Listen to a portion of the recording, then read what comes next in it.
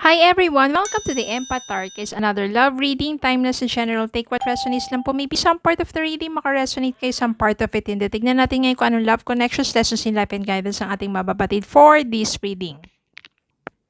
Tignan po natin ngayon kung anong energy ng person ninyo. Ano yung thoughts and feelings niya sa mga panahon na to. Mga nais niya sabihin na hindi niya magawa, na maaring magkalayo kasi kayo or wala siyang lakas na loob na sabihin sa'yo. Tignan natin ngayon. Spirit guys, send me messages. Anong nais sabihin sa kanila ng person nila? Thoughts and feelings.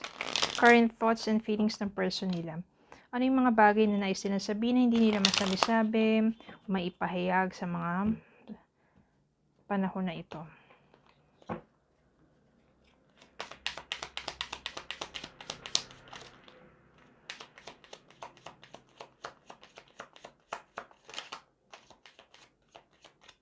Okay, one more message, Spirit Guide.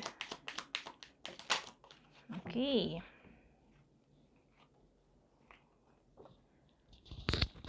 I left when I saw you with someone. O, selos agad. Wala naman siya sigurong validation or ano, nagselos agad. At siya na yung lumayo. The timing just wasn't right for us. So, kala niya talagang hindi tama yung timing para sa inyong dalawa. Dahil sa nakita kanya na may kasamang iba, siya na yung lumayo. Siguro hindi pa niya napapahayag sa iyo kung ano talaga yung tunay niyang feelings. Maaring friends kayo, tapos meron na siyang damdamin sa iyo. Pero nang nakita kanya with someone, umatras na lang siya. I look for you everywhere. Pero ito, maaring matagal kayo nagkalayo, pero itong friend mo na to is looking for you everywhere. Naku, mamaya magkita kayo ng biglaan sa mga hindi inaasahang lugar o pagkakataon. Ano kaya ang mangyayari sa inyong connections, no?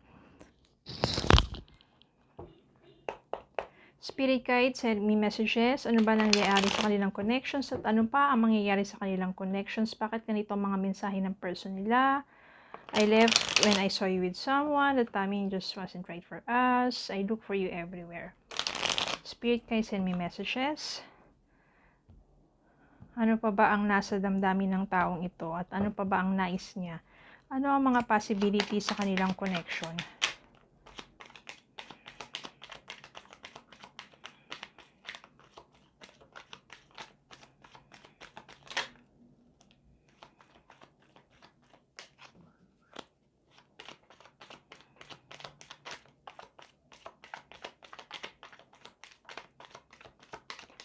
Spirit, can send me more messages.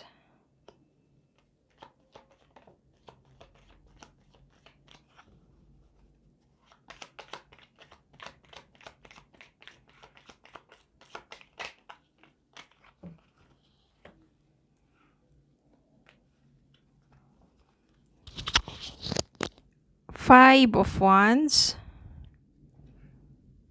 Two of Swords. Hermit. Eight of Pentacles. Justice. Devil. Star. Tower. Queen of Swords. Mas nasisense ko na parang medyo energy mo to. At kung ano yung nangyari sa'yo, kung bakit, etong taong to, sinabi niya na the timing just wasn't right for us. Tsaka nga, nang nakita kanya na meron kang kasamang iba, tsaka siya lumayo na lang, no? Because maybe you are in a toxic relationship. Maaring hindi niya alam na toxic ang iyong relasyon do sa taong nakita niya na kasama mo kasi nandito yung the devil. Andito yung Five of Wands, ibig sabihin tong taong to palagi kayong away ng away na. Maaring may karelasyon ka sa mga panahon na itong taong ito ay sobrang attracted sa'yo. Pero hindi niya magawang lapitan ka kasi alam niya, nakita nga niya na meron ka ng someone. Pero hindi naman niya alam na ang nangyayari sa inyong dalawa ng karelasyon mo that time is complicated, toxic, at nawasak na ang inyong pagsasama. Dahil doon, tuluyan mo nang pinutol ang ugnayan mo dun sa taong nakita niyang kasama mo. Maari dito sa mga panahon na to na nagkahiwalay kayo ng sabihin natin ex mo, nagpursige ka na lang, nagsumikap ka mag-isa, lumayo ka, nagpakalayo-layo ka, nag-focus ka na lang sa sarili mo. At dun mo na timbang sa sarili mo kung ano mas mahalaga, di ba? Minsan mind over matters or minsan heart versus mind. Pero dito, minsan naman kasi, di yung puro emosyon, puro damdamin. But this time, natimbang mo na kung ano yung alam mo na kung ano yung mas matimbang sa'yo. Which is minsan, kailangan din gamitin yung isip. Hindi puro yung damdamin na kung saan toxic na nga, palagi ka na nasasaktan, hindi na maayos yung inyong pagsasama, at nawawalan ka na ng respeto sa sarili mo, is pinapairal mo pa rin yung damdamin mo na porket mahal mo siya, ganyan ganito, pero hindi ka na nga niya minamahal eh. So, maaring talagang yun ang tinadhana sa inyo, na magkalayo kayo ng taong to. Hindi itong person na to, yung nakita niyang kasama mo, na kung saan sa mga panahon na pala na yun, magulo na pala kayo yun at wasak na inyong relasyon at tuluyan na nga naglaho. Maybe ito yung talagang may dahilan talaga ang lahat kung bakit nangyayari yan. At maaring kaya nga sinabi that timing just wasn't right for us because ayaw niya manghimasok kung anong merong relasyon ka that time. Pero maaring nalaman na niya na wala na kayo ng taong nakita niyang kasama mo, yun nga yung ex mo. And that's the time that I look for you everywhere. Hinahanap ka ng taong to, pinapagtanong-tanong ka ng taong to sa mga kakilala niya, kakilala mo, or common friends ninyo. At nais niya talaga na maaring this time, ito na yung tamang pagkakataon para sa inyo. Dito yung Two of Swords. Bakit nandyan yung Two of Swords? Malalaman natin kung bakit nandyan.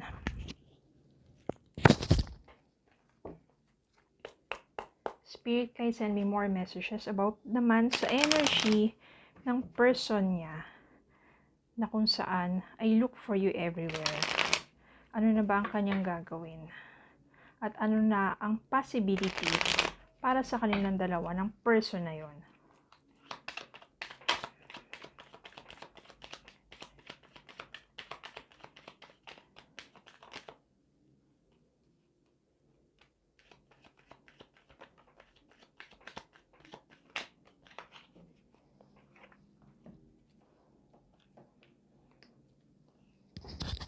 Seven of Pentacles, gagawin lahat ng iba't ibang paraan ng taong to para lang mahanap ka niya at makita ka niya, at sa pagkakataong yun, yun na yung hinihintay niya. Yung timing para sa inyong dalawa naman. Two of Wands, palagi kang iniisip ng taong to.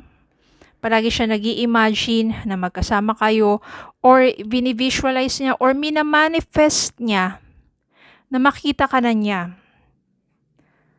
At magkakaroon na siya ng, ayan, Seven of Wands.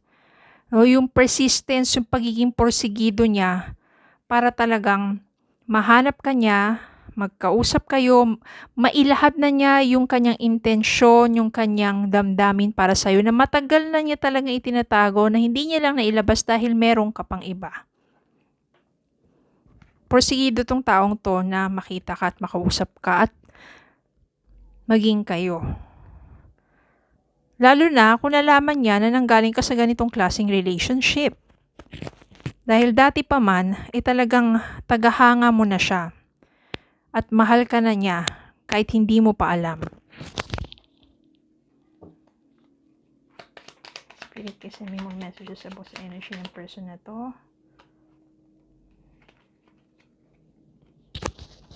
At kapag napag-alaman na niya kung nasaan ka, hindi na yan magpapatumpik-tumpik pa.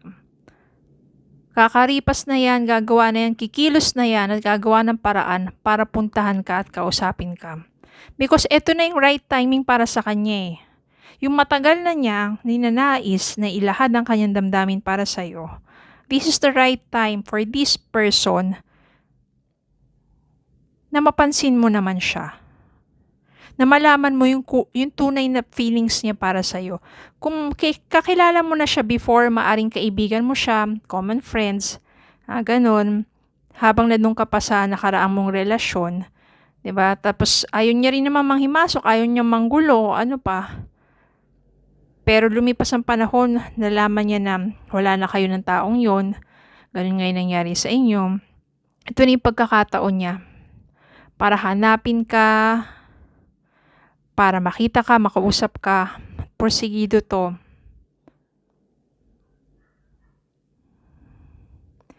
At maaring ito na yung pagkakataon para sa inyong dalawa. Lalo na kapag nakilala mo tong taong to, siya yung someone na para talagang persistent.